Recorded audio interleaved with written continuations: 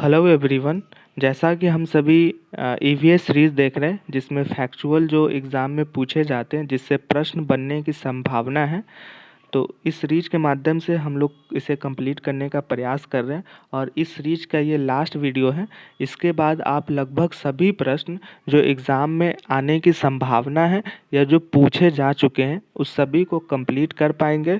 और इसके बाद आप लगभग 15 जो क्वेश्चंस आते हैं फैक्चुअल एग्ज़ाम में, तो इसके बाद मुझे नहीं लगता कि कोई प्रश्न आपसे छूटेंगे, क्योंकि लगभग सारी चीज़ें इस सीरीज़ में कराई गई है और ये विभिन्न संसाधनों को इकट्ठा करके एक सीरीज़ चलाया गया है, जिसमें जहाँ-जहाँ से प्रश्न बनते हैं, प्रीवियस ईयर के क्वेश्चंस आए हैं या जो सिलेबस में मेंशन है पार्टिकुलरली, ठीक है? तो उन सब चीज़ों को ध्यान में रख के इस सीरीज़ को पूरा बनाया गया है। तो इसी के माध्यम से हम लोग इसे पूरा करने का प्रयास कर रहे हैं। तो ये इस सीरीज़ का अंतिम वीडियो है। इसके बाद ईवीएस का पेडागोगी सेक्शंस का वीडियो आएगा, जिसके माध्यम से आप लगभग ईवीएस के सारे सेक्शंस को कवर अप कर लेंगे। तो इसमें आज हम लोग डिस्कस करेंगे रेशम कीड़े, चूहा, इग्लू, केंचुआ, चींटी, चांगथांग, सांप। ये सारी टॉपिक्स को इस वीडियोस के माध्यम से कंप्लीट करेंगे। आप अगर नए हैं तो पहले पुराने वीडियोस को देख लें, जिससे आपको चीज़ें और आसान लगेगी। तो चलिए शुरू करते हैं। तो पहला है रेशम की कीड़े। इससे क्या प्रश्न बनते हैं? रेशम का कीड़ा अपनी मादा को उसकी गंध से कई किलोमीटर की दूरी से पहचान लेता है।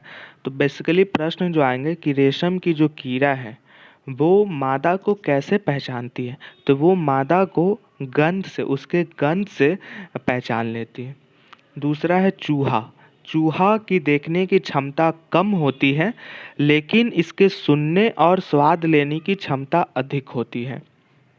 अगला है इग्लू। इग्लू बर्फ के घर टुंड्रा प्रदेश में पाए जाते हैं। यह घर एस्किमो प्रजाति द्वारा बनाए जाते हैं और इन घरों को ही इग्लू कहा जाता है। ठीक है। अगला है केंचुआ। केंचुआ जमीन में छेद बनाकर मिट्टी को मुलायम कर देती है। जमीन को इन छेदों से हवा और पानी मिलता है, जिससे जमीन उपजाऊ होता है। केंचुआ मृत पत्तियों और पौधे को खा जाते हैं, जिससे इनके मल से जमीन उपजाऊ बनती है।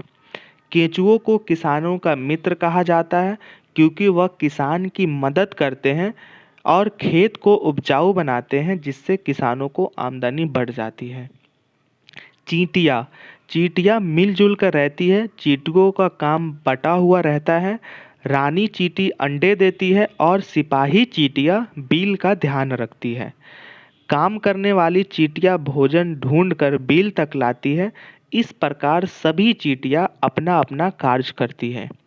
चींटियाँ चलते समय जमीन पर कुछ गंध छोड़ देती है, जिसे सुनकर पीछे आने वाली चींटियों को रास्ता मिलता है। अगर वह चींटी कहीं दूर निकल जाती है तो वो उस गंध की वजह से अपने स्थान तक लौट आती है। तो चींटियाँ क्या होता है कि एक समूह में रहती है। पहला प्रश्न कि चींटियाँ एक समूह में रहती है, इससे प्रश्न बनेगा।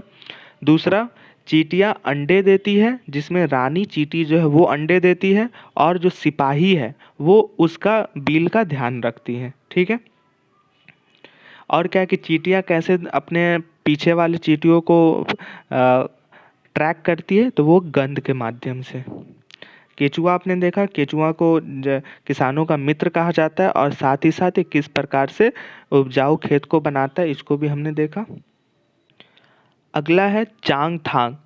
पश्चिमी और उत्तरी तिब्बत में एक ऊंचा पठार है और यह 5000 मीटर की ऊंचाई पर स्थित है, जो कुछ हद तक भारत के लद्दाख क्षेत्र के दक्षिण पूर्व में फैला हुआ है। और यह चंपा नाम की प्रजाति है, जिसकी आबादी कुल 5000 लोग हैं, यानी उसके आसपास है। और ये अंतिम टॉपिक है सांप। सांप हमारे देश में 4 प्रकार के पाए जाते हैं, जिसमें है दुबोइया, नाग, करैत और अफाई। इसके क्या क्या फैक्ट हैं? सांप अपना जहर दांतों द्वारा छोड़ते हैं। जब सांप किसी को काटता है तो उसके 2 खोखले जहर वाले दांतों से उस व्यक्ति के शरीर में जहर चला जाता है।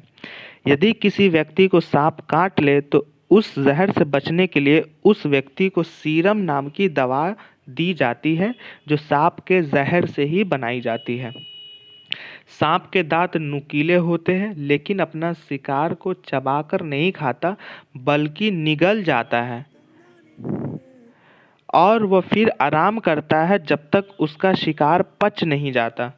सांप के बाहरी कान नहीं होते, वह सिर्फ जमीन पर कंपन को सुन पाता है, महसूस कर पाता है। सांप को कालबेलिया भी कहते हैं। कालबेलिया नाच में सांप जैसी मुद्राएं होती हैं, यानी उसके जैसी क्रियाएं करती हैं। ठीक है, तो आज हमने लगभग सारी फैक्चुअल चीज़ों को CTET exam point of view से समझ लिया है और लगभग हर पोर्शन को हमने टच किया है। मुझे उम्मीद है कि इस सीरीज को करने के बाद आपके एक भी प्रश्न नहीं बचेंगे और यकीनन आप जो आपके कंपटीटर हैं उससे आपके स्कोर बेहतर होंगे। आने वाले सीरीज में मेरा प्रयास होगा कि पेडागोगी के जो भी सेक्शन है जहाँ से एग्ज़ाम में प्रश्न पूछे जाते हैं, अब पढ़ने के लिए तो हम सारी बुक पढ़ते हैं लेकिन जो एग्ज़ाम में पूछे जाते हैं उसको हम नहीं पढ़ते। तो मैं कोशिश करूँगा कि एक शॉर्ट टाइम में एक अच्छा रिवीजन हो और आपके कॉन्सेप्ट बिल्डअप पे काम हो। आप जितना भी बुक पढ़ लो, किताबें पढ़ लो या कोई भी चीज़ें कर लो, आपके कॉन्सेप्ट क्लियर नहीं है तो आपसे सीटेट एग्ज़ाम नहीं निकलेगा। आप किसी से भी पूछ सकते हो। मैंने लास्ट ईयर इस एग्ज़ाम को बहुत ही कम समय में पढ़ के पास किया है।